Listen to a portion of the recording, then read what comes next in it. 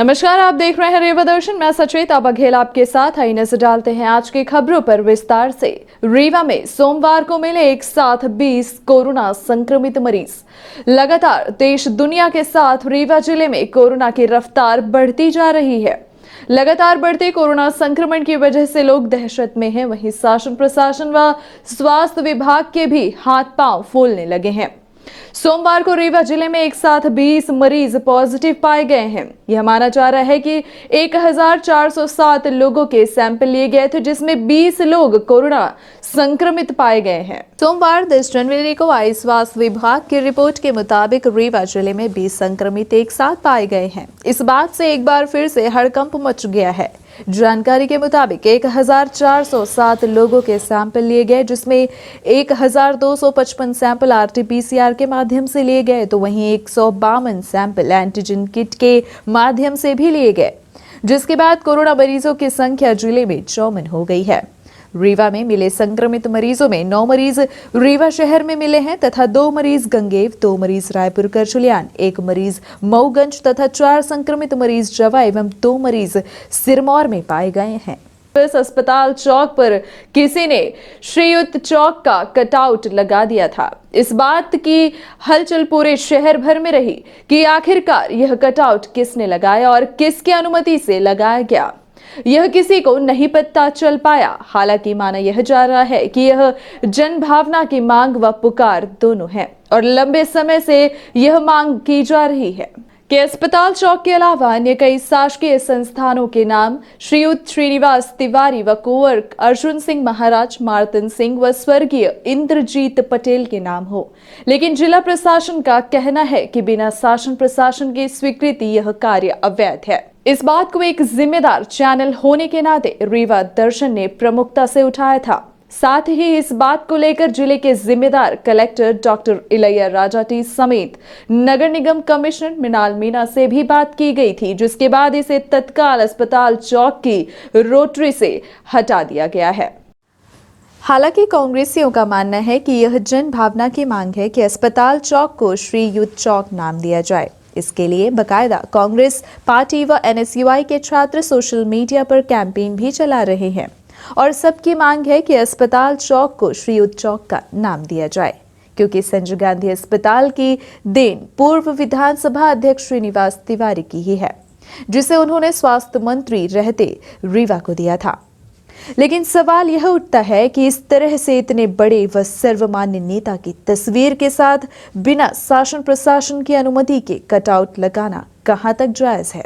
इसे क्या माना जाए कि इस कटआउट को लगाने वाले ने पूर्व विधानसभा अध्यक्ष को सम्मान दिलाने का काम किया है या फिर उनके नाम को बदनाम करने की यह बड़ी साजिश है।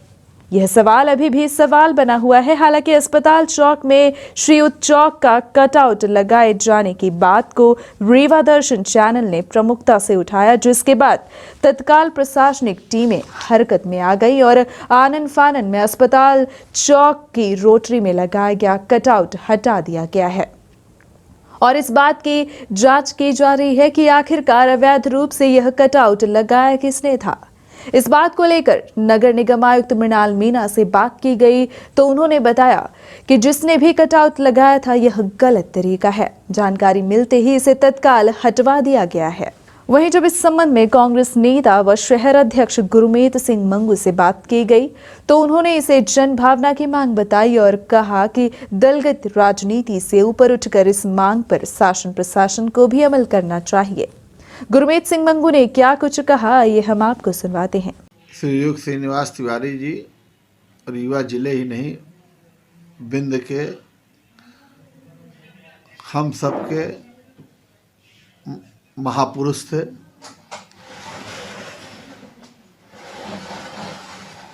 और जनभावना है, जिले की जनभावना है कि श्रीनिवास तिवारी जी के का जो है एक चौक उनके नाम होना चाहिए और दलगत राजनीति से ऊपर उठकर भारतीय जनता पार्टी के या अन्य दलों के लोग हों, कांग्रेस के तो हमारे शिरकस थे, भीष्म पितामह थे, सभी को दलगत राजनीति से ऊपर उठ के उनके विचारों को आगे बढ़ाना चाहिए और उनके नाम की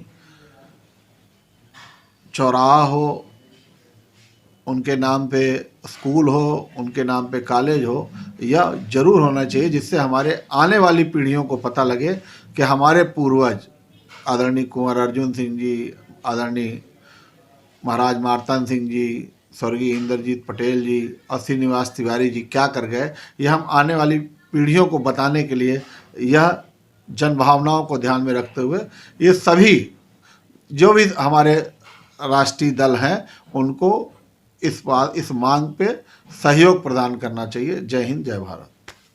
ये रीवा शहर है या खेत जहां नारकीय जीवन जीने को लोग मजबूर हैं। यह दृश्य किसी गांव का नहीं बल्कि रीवा नगरपालिक निगम क्षेत्र यानी कि महानगरों की तर्ज पर विकसित होते शहर का है, जहां आज भी लोग सड़क, पानी जैसे मूलभूत सुविधाओं से वंचित है और नारकीय जीवन जी रहे हैं। इस बात को लेकर लोगों ने नगर निगम के जिम्मेदार अधिकारियों से लेकर रीवा विधायक तक से फरियाद लगाई है और रास्ते की मांग की, लेकिन अभी तक इनकी मांगे पूरी नहीं की गई हैं। आप देख सकते हैं यह दृश्य है रीवा नगर के वार्ड क्रमांक 5 पद्मधर कॉलोनी का, जहां रहने वाले लोग शहरी जीवन जीने का दावा तो करते हैं, साथ ही नगरपालिक निगम को बकायदा टैक्स भी देते हैं, परंतु इनका जीवन गांव से भी बदतर है और यहाँ के रहवासी नारकीय जीवन जीने को मजबूर हो रहे हैं। ये पद्मधर कॉलोनी से लगी सैनिक कॉलोनी है, जहां लोग अत्यंत परेशान हैं। रास्ते की समस्या झेल रहे लोगों को बारिश के बाद और भी कठिनाइयों का सामना करना पड़ रहा है। ना तो बच्चे स्कूल जा पा रहे हैं, ना ही लोग अपने घरों से निकल पा रहे हैं। कई लोग इस कीचड़ भरी सड़क पर गिर चुके हैं और आए दिन यहां से गुजरने वाले वाहन भी सड़क दुर्घटना के शिकार होते जा रहे हैं। इस समस्या से जूझ रहे लोगों का क्या कहना है, आइए हम आपको सीधे उन्हीं से रूबरू कराते हैं। क्या नाम है बेटा आपका? मेरा नाम निशा तिवारी है और यहाँ ये रास्ता बहुत गंदी है, यहाँ से निकलते भी नहीं बनता है। हम लोग स्कूल, कोचिंग, ट्यूशन नहीं जा पाते हैं। सुबह से जाना रहता है तो ये रास्ता बहुत गंदी है। पानी की वजह से कम 10-15 साल हो गए, फिर भी ये रास्ता नहीं बना अभी तक और यहाँ से निकलने में बहुत दिक्कत होती है। छोटे छोटे बच्चे गिर जाते हैं और हम लोग भी जहाँ तक है तो गिर ही जाते हैं। जी जी। ये वार्ड क्रमांक 5 है, डिका में पद्मधर कॉलोनी, और इसको सैनिक कॉलोनी भी बोलते हैं। हाँ, क्या 10 समस्या मिसिल को है? सामने है। यहाँ पे रोड तो है ही नहीं। रोड जैसे कि आप देख पा रहे होंगे, बिल्कुल भी रोड नहीं है। यहाँ तो गाड़ियों को छोड़िए, गाड़ी साइकिल, लोग पैदल नहीं जा पा रहे हैं यहाँ पे। और बच्चे यहाँ से स्कूल जाना बंद कर दिए रास्तों से। बच्चे तो घर में रहते हैं और कम से कम यहाँ पे 8 से 10 हादसे हो चुके हैं यहाँ पे, बाइक से गिरने से, साइकिल से गिरने से। 4 बार हम लोग यहाँ के पूरे कॉलोनी वासी लगभग 15 से 20 लोग 4 बार राजेंद्र शुक्ला के पास जा चुके हैं। अच्छा। और 3 से 4 बार तो यहाँ पे जो पार्षद हैं उनके पास जा चुके हैं। अच्छा बट कोई यहाँ पे सुनने के लिए तैयार नहीं है, कोई भी सुन नहीं रहा। और राजेंद्र शुक्ला इवन ये तक बोले कि आप लोग रहते कहाँ पे हैं, रीवा में हम आएंगे, बनवाएंगे, 1 हफ्ते में काम चालू हो जाएगा। और लगभग 4 से 5 महीने हो गए हम लोग को जाते हुए। उत्तर प्रदेश के बाद मध्य प्रदेश में बढ़े राजा भैया के कदम। राजनीति नहीं, सेवा नीति का जज्बा लेकर चलाया जा रहा है सदस्यता अभियान।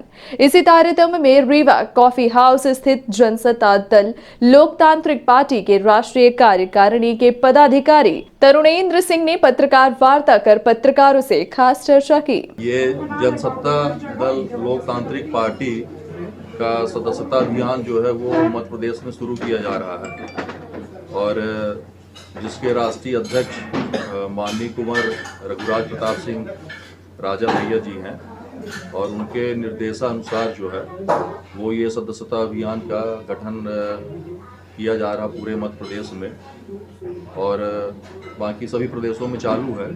मध्य प्रदेश में भी ये नहीं चालू रहा और माननीय राजा भैया जी द्वारा उनका आशीर्वाद मुझे प्राप्त हुआ है और उनकी पार्टी में राष्ट्रीय कार्यकारिणी में सदस्य के रूप में मुझे शामिल किया गया है और जो मार्गदर्शन माननीय राजा भैया जी के द्वारा दिया गया है उनका पूरी निष्ठा और पूरे कर्तव्य के साथ जनसत्ता दल मध्य प्रदेश में सदस्यता अभियान चलाकर गठन करके कमेटी का सभी पदाधिकारियों की नियुक्ति जो है वो मध्य प्रदेश में की जाएगी और आगामी चुनाव में मध्य प्रदेश में भी जनसत्ता दल भागीदारी अपनी शक्ति ताकत के साथ जनबल के साथ करेगी। पार्टी का जो उद्देश्य माननीय राजा भैया जी द्वारा कहा गया है, सर्व समाज के हित के लिए पार्टी कार्य करेगी और समानता के आधार पे सबको आरक्षण की जो बातें हैं उसमें विचार करेगी और सभी तरह के लोग इसमें अपने जनबल के साथ पार्टी में सहभागिता देंगे, पार्टी के हित ले सके, सबके लिए कार्य करें।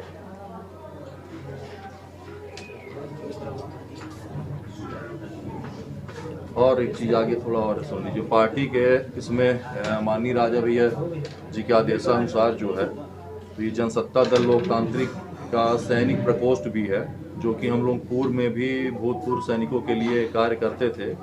पार्टी द्वारा ये भी मांग की गई है सरकार से कि समस्त शहीदों के परिवार को 1 करोड़ रुपए का मुआवजा दिया जाए और इसी संदर्भ में फौजियों के लिए जो भूतपूर्व सैनिक हैं उनके कार्य करने के लिए माननीय राजा भैया जी द्वारा हमारे अनुज संजय सिंह जी हैं जो कि भूतपूर्व सैनिक हैं, इनको सैनिक प्रकोष्ठ का राष्ट्रीय सचिव के पद पे नियुक्त किया गया है, जो कि पूरे देश में भूतपूर्व सैनिकों के लिए कार्य करने के लिए तत्पर रहेंगे। अभी 100 सीटों में उत्तर प्रदेश में चुनाव लड़ रही है। सीटें माननीय राजा भैया जी द्वारा ये आज प्रेस वार्ता में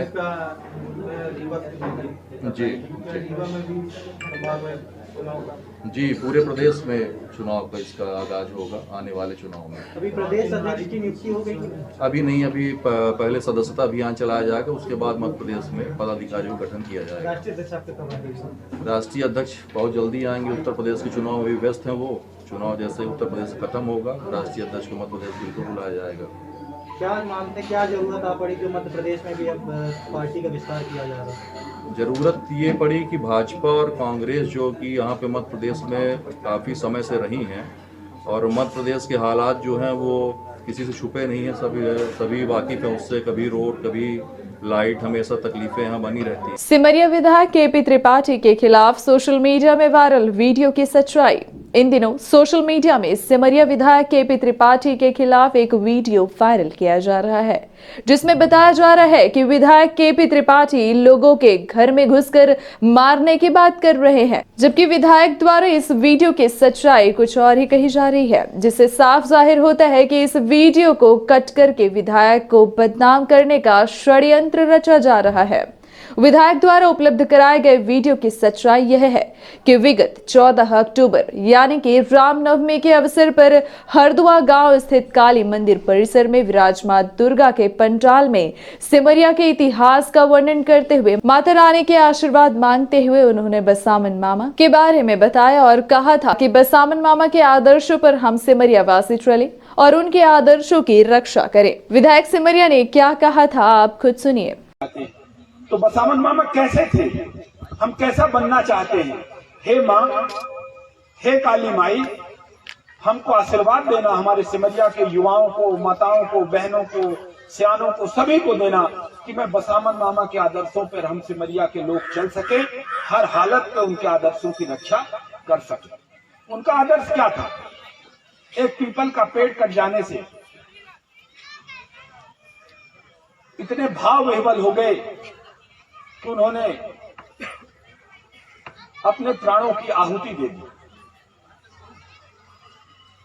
प्राणों की आहुति के बाद ब्रह्म हुए और उन्होंने वो प्रतिज्ञा करी थी कि मैं इस वर्ग विशेष का, समुदाय का, वर्ग समुदाय विशेष का पूरा सत्यानाश कर दूंगा, इसके कोई समूल वंश का नाश कर दूंगा, किसी को जीवित नहीं रहने दूंगा। सही है ना? हम ऐसा ही ना कहा था बसामन मामा ने। और जब सबको एक एक करके मारते हुए एक माँ और बेटा बची, माँ भी चतुर कम नहीं होती और अपने बेटे की रक्षा के लिए तो हर जुगाड़ कर लेती। तो उस माँ ने अपने बेटे से कहा, हमारे हिंदू धर्म में भांजे को देवता तुल्य माना गया है कि नहीं? और माई का दिमाग देखो, उस बेटे की माँ कितनी होशियार। उसने कहा, वो बसामन मामा अबल्ला के तो को मार दे रही पागा बांधे। कह दी ने कि हे बसामन मामा कहाँ जाते हैं? तो उतर रहा तलवार ले सौहे से कही था, बसामन मामा कहाँ जाते हैं? तलवार छूटी। मुंह से कह देने से हम सिमरिया के लोग रिश्ते को मान लेते हैं। पूरे रिश्ते की रक्षा करने के लिए अपनी प्रतिज्ञा तोड़ने का काम बसामन मामा ने रहते हैं। हमारे सिमरिया के लोगों को समझना, आप सबको समझना है तो बसावन मामा के गुणों को देख लीजिए। इसीलिए हमारे आसपास हरे भरे जंगल है। सिमरिया के बराबर जंगल बहुत कम है रीवा में, है कि नहीं? हमारे पूर्वजों ने ये पेड़ लगाए हैं। तो हम प्रकृति प्रेमी हैं, वृक्ष की रक्षा के लिए अपने प्राणों की आहुति देने के लिए भी तैयार हैं। हम धर्म के रक्षक हैं। पीपल का पेड़ हमारे धर्म में उच्चतम स्थान पर माना जाता है, उसकी रक्षा के लिए भी प्राणों की आहुति देने के लिए तैयार। तो हम धर्म की रक्षा करने के लिए कुछ भी कर गुजरते हैं। तीसरा, रिश्तों की इतनी कद्र करते हैं कि मुंह से बोले गए जो रिश्ते परमानेंट है उनकी तो मानते ही हैं, मुंह से बोले गए रिश्ते को भी हम पूरा मान देते हैं, सम्मान देते हैं और उस रिश्ते को कायम रखने के लिए कुछ भी हद तक। रीवा जिले में पिछले 2 दिनों में 28.3 मिलीमीटर औसत वर्षा दर्ज। रीवा जिले में पिछले 3 दिनों से आसमान पर बादल छाए हुए हैं। जिले में 8 तथा 9 जनवरी को लगभग सभी तहसीलों में हल्की से मध्यम वर्षा दर्ज की गई। वर्षा का क्रम 8 जनवरी को रात में शुरू हुआ, जो 9 जनवरी को देर रात तक जारी रहा। इस अवधि में जिले में 28.3 मिलीमीटर औसत वर्षा दर्ज की गई। सर्वाधिक 46.2 मिलीमीटर वर्षा हनुमाना तहसील में दर्ज की गई। इस संबंध में अधीक्षक भू अभिलेख जीपी सोनी ने बताया कि हुजूर तहसील में 25.8 मिलीमीटर, रायपुर करछुलियान में 23 मिलीमीटर, गुड़ में 19 मिलीमीटर, सिरमौर में 24 मिलीमीटर, मऊगंज में 42 मिलीमीटर, सिमरिया में 21 मिलीमीटर, मनगवा में 38 मिलीमीटर, जवा में 20 मिलीमीटर तथा नई गढ़ी तहसील में 40 मिलीमीटर वर्षा दर्ज की गई है। जिले में 10 जनवरी को भी आसमान पर बादल छाए रहे, लेकिन 1-2 स्थानों पर ही वर्षा हुई। यह वर्षा रबी की फसल के लिए विशेष रूप से लाभदायक है।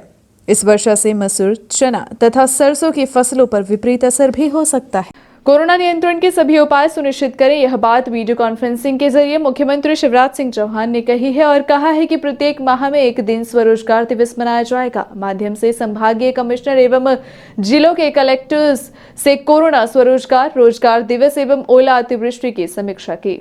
मुख्यमंत्री ने निर्देश दिए हैं कि जिन जिलों में अतिवृष्टि व ओलावृष्टि से फसलों को नुकसान हुआ है, वहां 1 सप्ताह में वास्तविक सर्वे कर 10 दिवस में मुआवजा भुगतान की प्रक्रिया आरंभ कराएं। उन्होंने निर्देशित किया है कि कोविड नियंत्रण के सभी उपाय सुनिश्चित कराएं, मास्क लगाने पर सख्ती करें तथा जो मरीज अस्पतालों में इलाजरत हैं उनको समुचित चिकित्सकीय व्यवस्था कराते हुए होम आइसोलेशन में रह रहे मरीजों से दिन में 2 बार बात कर उनकी स्थिति से लगातार अवगत हों। श्री चौहान ने 15 से 18 वर्ष आयु के किशोरों को 15 जनवरी तक 100% टीकाकरण पूर्ण करा लेने के निर्देश दिए हैं। वीडियो कॉन्फ्रेंसिंग में मुख्यमंत्री ने कहा कि आगामी 12 जनवरी युवा दिवस को स्वरोजगार रोजगार दिवस के तौर पर मनाया जाएगा। प्रदेश के लगभग 5 लाख युवाओं को स्वरोजगार रोजगार के अवसर उपलब्ध कराए जाएंगे, स्वीकृत पत्र सौंपे जाएंगे। उन्होंने बताया कि प्रत्येक माह के एक दिन स्वरोजगार रोजगार दिवस के रूप में मनेगा। हमारा लक्ष्य है कि युवा अपने स्वयं के उद्यम स्थापित कर आत्मनिर्भर बने। श्री चौहान ने 12 जनवरी को आयोजन के लिए अधिकतम 100 हितग्राहियों की उपस्थिति सुनिश्चित कराते हुए कोविड के निर्देशों का पालन करने की अपेक्षा की है। उन्होंने आयोजन के व्यापक प्रचार प्रसार किए जाने तथा स्वीकृत पत्र प्राप्त करने वाले युवाओं को सोशल मीडिया में वीडियो अनुभव शेयर करने के निर्देश दिए ताकि उनसे प्रेरणा लेकर अन्य युवा आत्मनिर्भर बनने हेतु जागरूक हो सके। वीडियो कॉन्फ्रेंसिंग के दौरान स्थानीय एनआईसी में कमिश्नर रीवा संभाग Anil Suchari, collector doctor Ilaiya Rajoti, dean medical college doctor Manoj Chandulkar, क्षेत्रीय संचालक स्वास्थ्य सेवाएं डॉक्टर प्रमोद पाठक, उप संचालक doctor AP Pathak, CMHO doctor BL Mishra, महाप्रबंधक उद्योग यूवी तिवारी, उप संचालक सतीश निगम, डॉक्टर सुनील अवस्थी उपस्थित रहे।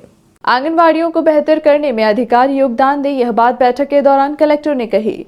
कलेक्ट्रेट सभागार में आयोजित बैठक में आंगनवाड़ी केंद्रों को बेहतर करने के प्रयासों पर चर्चा की गई। बैठक में कलेक्टर डॉक्टर इलैया राजोटी ने कहा कि मुख्यमंत्री व जन सहयोग से आंगनवाड़ी केंद्रों की व्यवस्थाओं को बेहतर करने की मांग व्यक्त की है। जिले के आंगनवाड़ी केंद्रों में जनप्रतिनिधियों, सामाजिक संगठनों तथा आम जनता के सहयोग से बेहतर किया जाएगा। सभी अधिकारी भी आंगनवाड़ियों को बेहतर करने में स्वेच्छा से योगदान दें। कम से कम एक आंगनवाड़ी केंद्र की जिम्मेदारी लेकर उसे बेहतर बनाने के प्रयास करें। अधिकारी शहरी अथवा ग्रामीण क्षेत्र के आंगनवाड़ी केंद्र चुन सकते हैं। जिला कार्यक्रम अधिकारी, महिला एवं बाल विकास अधिकारियों को आंगनवाड़ी केंद्रों की सूची उपलब्ध करा दें। कलेक्टर ने कहा कि आंगनवाड़ी केंद्र शिशुओं तथा माताओं की स्वास्थ्य रक्षा का केंद्र है। यहाँ टीकाकरण सहित अनेक सुविधाएं दी जाती हैं। बच्चों के पोषण स्तर में सुधार तथा महिलाओं को उनके स्वास्थ्य के प्रति जागरूक करना हम सबकी सामाजिक जिम्मेदारी है। सबके सहयोग से जिले में आंगनबाड़ी केंद्रों को बेहतर करने के प्रयास सफल होंगे। बैठक में निर्णय लिया गया कि नगर निगम रीवा 5, सभी नगर पंचायतें 3-3 तथा सभी ग्राम पंचायतें 1-1 आंगनबाड़ी केंद्र की जिम्मेदारी उठाएंगे। सामाजिक संगठनों को भी इस अभियान से जोड़ा जाएगा। आंगनबाड़ी केंद्रों को गोद लेने के लिए महिला एवं बाल विकास विभाग द्वारा बनाए गए पोर्टल अथवा व्हाट्सएप नंबर पर संपर्क करके ऑनलाइन पंजीयन किया जा सकता है। इसके लिए महिला एवं बाल विकास विभाग की वेबसाइट www.mpwcdmis.gov.in, awc.adoptiondetail.spx से संपर्क कर सकते हैं। मोबाइल नंबर 8989622333 पर मिस्ड कॉल देकर भी इस कार्यक्रम से जुड़ा जा सकता है। इस लिंक तथा मोबाइल नंबर से संपर्क करने पर पंजीयन हो जाएगा। पंजीयन के लिए निर्धारित फॉर्म भरना होगा। फॉर्म लिंक पर ही उपलब्ध है। बैठक में आयुक्त नगर निगम मृणाल मीणा, जिला कार्यक्रम अधिकारी महिला एवं बाल विकास प्रतिभा पांडे तथा संबंधित अधिकारी उपस्थित रहे। कलेक्टर्स कॉन्फ्रेंस के एजेंडा बिंदुओं पर कार्यवाही कर प्रतिवेदन प्रस्तुत किया जाए। सीएम हेल्पलाइन विभागों के कार्यों का आईना है, यह बात कलेक्टर ने कही है। कलेक्ट्रेट सभागार में आयोजित बैठक में कलेक्टर डॉक्टर इलैया राजाटी ने कहा कि सभी अधिकारी कलेक्टर्स कॉन्फ्रेंस के एजेंडा बिंदुओं पर कार्यवाही करके ऑनलाइन प्रतिवेदन दर्ज कराएं। मुख्य चिकित्सा एवं स्वास्थ्य अधिकारी कोविड नियंत्रण के उपायों तथा किशोरों के टीकाकरण की जानकारी प्रस्तुत करें। जल जीवन मिशन में जिले की प्रगति संतोषजनक नहीं है। शासन द्वारा निर्धारित मासिक लक्ष्य के अनुसार घरों में नल के कनेक्शन दे। नौगंज डिवीजन में जल जीवन मिशन के कार्यों की समय पर स्वीकृति जारी न करने तथा लक्ष्य के अनुसार केवल 15% घरों में नल कनेक्शन देने पर कलेक्टर ने नाराजगी व्यक्त की। उन्होंने मऊगंज डिवीजन के कार्यपालन यंत्री को कारण बताओ नोटिस देने के निर्देश दिए। बैठक में कलेक्टर ने कहा कि जिन फ्रंटलाइन वर्कर्स को 10 अप्रैल से पहले कोरोना वैक्सीन की डोज लग गई थी, वे 10 जनवरी से प्रिकॉशन डोज ले सकते हैं। मुख्य चिकित्सा एवं स्वास्थ्य अधिकारी फ्रंटलाइन वर्कर्स के टीकाकरण के लिए उचित प्रबंध करें। बैठक में कलेक्टर ने कहा कि सीएम हेल्पलाइन विभाग की योजनाओं को आम जनता तक पहुंचाने का साधन है। यह विभागीय कार्यों का आईना भी है। हम सकारात्मक दृष्टिकोण से सीएम हेल्पलाइन के प्रकरणों का निराकरण करके विभागीय गतिविधियों को अधिक प्रभावी बना सकते हैं। आम जनता को दी जाने वाली सेवाओं में कमी को सीएम हेल्पलाइन के लंबित प्रकरण दर्शाते हैं। सीएम हेल्पलाइन के प्रकरणों के निराकरण में खाद्य विभाग तथा लोक स्वास्थ्य अभियांत्रिकी विभाग ने अच्छा प्रयास किया है। सभी अधिकारी प्रतिदिन सीएम हेल्पलाइन प्रकरणों के निराकरण के प्रयास करें। आवेदक से चर्चा करने पर कई प्रकरणों का संतुष्टिपूर्वक निराकरण किया जा सकता है। कलेक्टर ने जिला योजना अधिकारी जो जन्म मृत्यु पंजीयन तथा विवाह पंजीयन के सीएम हेल्पलाइन में लंबित सभी 20 प्रकरण जनपदों से संपर्क करके निराकृत करने के निर्देश दिए। कलेक्टर ने कहा कि जिला शिक्षा अधिकारी सीएम हेल्पलाइन प्रकरणों के निराकरण तथा 15 से 18 आयु वर्ग के विद्यार्थियों के टीकाकरण में ध्यान नहीं दे रहे हैं। मेरिट कम मीन्स छात्रवृत्ति से संबंधित 21 प्रकरण लंबित हैं। जिन प्राचार्यों ने मेरिट कम मेंस छात्रवृत्ति के प्रकरण ऑनलाइन दर्ज करने में लापरवाही बरती है, उनके विरुद्ध कार्यवाही करें। सभी अधिकारी दिसंबर माह में दर्ज सीएम हेल्पलाइन के प्रकरण प्राथमिकता से निराकरण कराएं। कलेक्टर ने बस्ती विकास निधि से अनुसूचित जाति बहुल बस्तियों में विद्युतीकरण के प्रस्ताव प्रस्तुत न करने पर जिला संयोजक आदिम जाति कल्याण को कारण बताओ नोटिस देने तथा 1 दिन का वेतन काटने के निर्देश दिए। कलेक्टर ने कहा कि आगामी सीएम हेल्पलाइन बैठक में शिक्षा विभाग, योजना विभाग, चिकित्सा शिक्षा विभाग, पीएचई तथा श्रम विभाग सीएम हेल्पलाइन के संबंध में प्रस्तुतिकरण देंगे।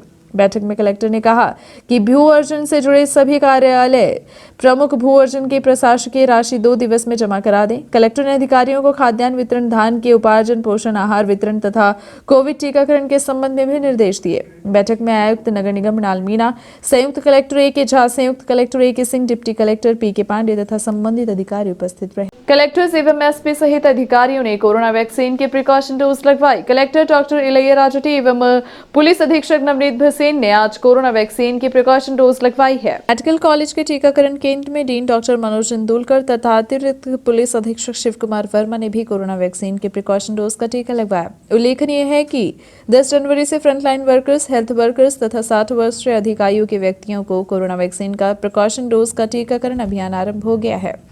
इस अभियान के तहत कोरोना वैक्सीन की द्वितीय टीकाकरण से 9 माह की अवधि पूरी होने पर फ्रंटलाइन वर्कर्स, हेल्थ वर्कर्स को प्रिकॉशन डोज लगाई जा रही है। सार्वजनिक स्थानों पर मास्क का उपयोग अवश्य कराएं, यह बात प्रभारी मंत्री विशाहुलाल सिंह ने कही है। मुख्यमंत्री शिवराज सिंह चौहान द्वारा आयोजित वर्चुअल बैठक में कोरोना ओलावृष्टि से हुई फसलों की क्षति एवं रोजगार मेले की तैयारियों तथा कोरोना संक्रमण की रोकथाम एवं टीकाकरण के प्रयासों की समीक्षा की बैठक में खाद्य एवं नागरिक आपूर्ति उपभोक्ता संरक्षण मंत्री श्री विसाहुलाल सिंह वर्चुअल रूप से उपस्थित रहे। बैठक के बाद खाद्य मंत्री विसाहुलाल सिंह ने जिलों के कलेक्टर से कहा कि जिले के हाट बाजारों व सभी सार्वजनिक स्थानों पर लोग मास्क का उपयोग अवश्य करें, यह सुनिश्चित कराएं। यही नहीं, मास्क का उपयोग न करने वालों पर जुर्माने की कार्यवाही भी की जाए। कोविड नियमों का कड़ाई से पालन कराए जाने की अपेक्षा उन्होंने कलेक्टर से की है।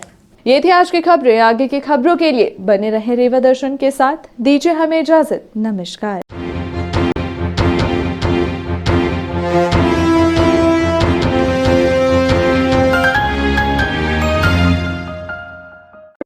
महानगरों के बाद अब आपके शहर रेवा में आ गया है हाई स्पीड के साथ न्यू ब्रॉडबैंड रेलटेल, जिसमें आपको मिलेगी अच्छी स्पीड और बेहतर सर्विस। तो न्यू ब्रॉडबैंड कनेक्शन के लिए संपर्क करें VPS केबल नेटवर्क, पता John tower 2nd floor near college chowk Rewa. Mobile number है 900099222332 और 9425470430। धन्यवाद।